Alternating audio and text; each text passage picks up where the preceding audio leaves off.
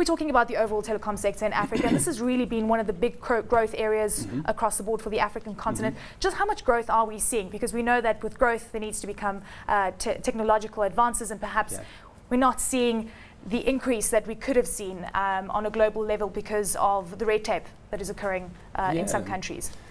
Well, it's an interesting question, but growth is the big challenge right now in the telecoms industry, in the sense that in a number of emerging markets, and certainly many markets of Africa count into that, growth is slowing down. So while subscriber growth is still fairly healthy in double-digit numbers, revenue growth is actually slowing down. And that's driven by slower slower growth in revenue per user, in some cases actually decline in revenue per user as pricing becomes more competitive and so on. So as a result, you're actually seeing single-digit revenue growth in number of operators. I mean, you've commented on Vodacom's results. They have actually been the exception from the trend with double-digit strong revenue growth, whereas an increasing number of telcos actually have to face single-digit, in some cases negative growth, and that is the big challenge. Is this because of an increase in competition, as you alluded to? I know that in East Africa we're seeing telecoms wars essentially ensuing, or is it the fact that there hasn't been a significant shift from voice into data, and that's going to be the next growth area? I think both of those factors play a part. Certainly the increasing competition is playing a part in driving down voice prices, and voice still accounts for between 80 and 90% of the revenues for most mobile telcos in the region.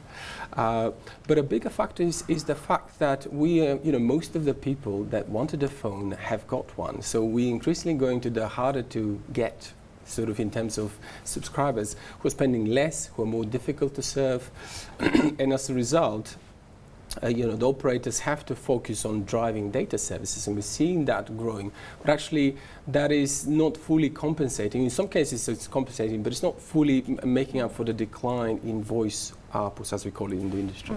Okay, when we look at the African continent, it's easy to say there's 1 billion potential consumers on the African continent, and we're seeing penetration rates starting to increase dramatically when it comes to mobile usage. But the truth of the matter is, when it comes to internet usage, we're still behind because of a lack of infrastructure. Yes. How quickly is this growing? We've got cables coming east of the continent and west of the continent, but it's still very slow relative to what we see on a global level.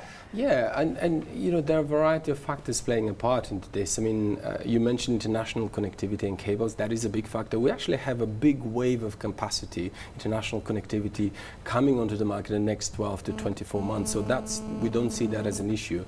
The big issue will be in the access layer, actually connecting the users with high capacity access networks. We talk about 3G and HSPA in the industry, but also increasingly 4G and higher capacity networks. But the bigger problem, perhaps the biggest problem for Africa, is actually devices. I mean, smartphone penetration is still relatively high. PC and laptop penetration remains in that apex of the customer pyramid. So actually, the current decline in smartphone prices that we're seeing will be the biggest driver for uptake in mobile data services. And at Ovum, we do a lot of research. We have a team here on the ground. We forecast that most of the internet usage will be on a small screen device, the smartphone. So not so much, I mean, essentially Africa is going to leapfrog the whole fixed line era that we've experienced here in South Africa and globally as well. But the truth is as well, when we in South Africa and we want to connect to the internet, it's really easy and very fast. Yes. Is this the experience that an African consumer outside of South Africa is having as well? I'm sure it's not really as fast and as cost effective as it is in South Africa. Yes, the simple answer is no. It's certainly not cost effective. In fact, we've done several studies on the whole pricing of broadband services across Africa and how it compares with the rest of the world, and it's certainly high. And when you compare it to affordability, GDP per capita and so on, it's certainly least affordable on a global scale. And as a result of some of the issues that we mentioned in the access layer, in international connectivity, which until 6 to 12 months ago was sparse, it was not fast and it was expensive. So we're going to see a lot of those issues addressed in the next 12 to 24 months.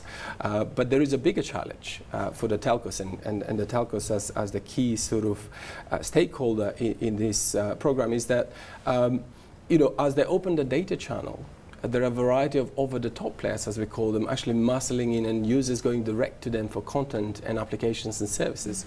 So the bigger sort of dilemma for telcos is, do I remain a pipe provider to my users and offer data, which is doing very well, and how big a share I can take from the content applications. And that's where at Ovum we do a lot of work in actually advising telcos on how to position themselves in this new sort of content applications markets and mobile money and so on. Absolutely. I mean, this eventually means a convergence within the product space, within the telco space. What makes a smart telco right now? Is it about just dropping the prices? Is it about being very clever about what products you're offering to the consumer? And then more importantly, obviously, the quality of the usage of internet and, of course, even voice at this point in time?